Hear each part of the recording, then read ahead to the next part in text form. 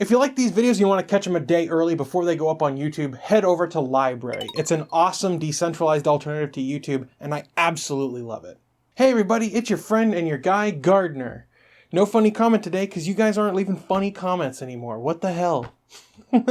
So, Mars asked, what's a good open source license for game development? A license that allows him to sell his game, as well as allowing other people to modify and learn from the code.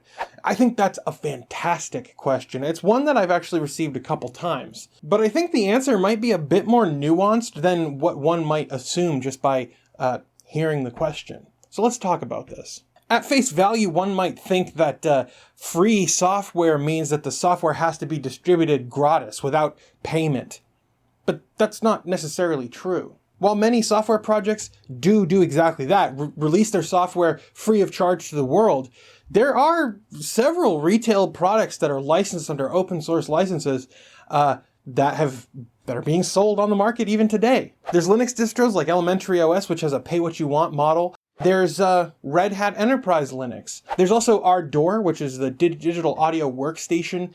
And believe it or not, all the Doom games, the first 3 anyway, are open source or have the engine open sourced. It depends on what retail release you get of Doom 1 and 2, but many of the Doom 1 and 2 engines are licensed under open source. I think the GPL too might be a different license, but I know it's open source. That's just a short list that me and some people over on Twitter were able to brainstorm really quickly before I started recording this video. And that's a short list. If you can think of other ones, leave a comment below. I'd love to hear other software that's being sold, but suffice it to say, it's the exception, not the rule. And I think we could really use more free software that's for sale.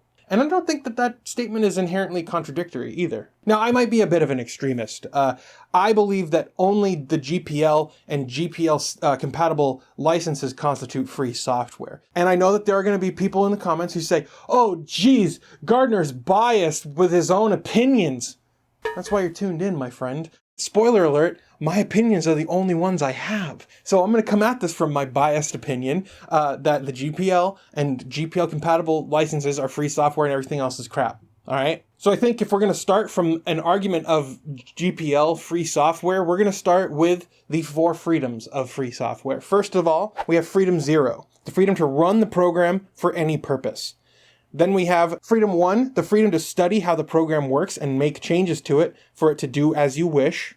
Freedom 2, the freedom to redistribute and make copies so that you can help your neighbor. And freedom 3, the freedom to improve the program and release the improvements and modified versions in general in the public so that the whole community benefits. Now, there's nothing in the 4 freedoms that says the freedom to not pay for your software. There's no reason that you can't charge money for free software. I mean, sure, if you're writing free software, well, your software better respect the rights of the user, those 4 rights that we just laid out there. And in my opinion, software licenses generally only hold true to the code of the project. That's at least my interpretation of it. So if you were to create a game and you license the code under the GPL, you're still free to copyright your art assets and sell those. Or you could make the art assets free as well and sell pre-built binaries on your website. You could make the whole thing pay as you want and don't even worry about the art asset license. Or you could charge a monthly fee for playing on the game's official servers if that model makes sense for the game that you're building.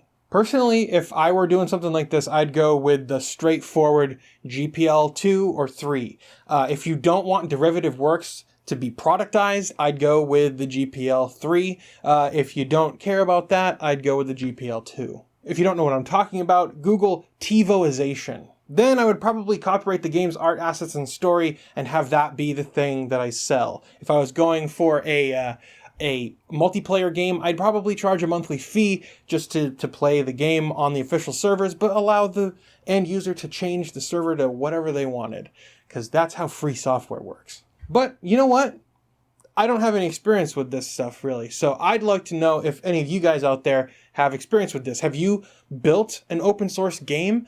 What were the challenges that you faced? Have you tried to monetize it? Let me know down in the comments. I'd love to hear from you guys. Have you ever sold free software in general? Let me know. But you know what? I think that's going to do it for this video. I wanted to thank Mitchell Valentino and the 113 people over on Patreon who make this show what it is. If it wasn't for you guys, I would not be able to survive the COVID apocalypse. So thank you so much for your support, your continued faith in my channel. It really means the world to me. Well, with all that said, thanks for watching. I appreciate you all. If you want to help support the show, you can join Patreon. You can pick up a t-shirt. There's a link to my merch down below. Head over to LBRY if you're so inclined. LBRY is really cool. But that's going to do it. Thank you for watching. I'll see you guys in the next one. Have a blessed day.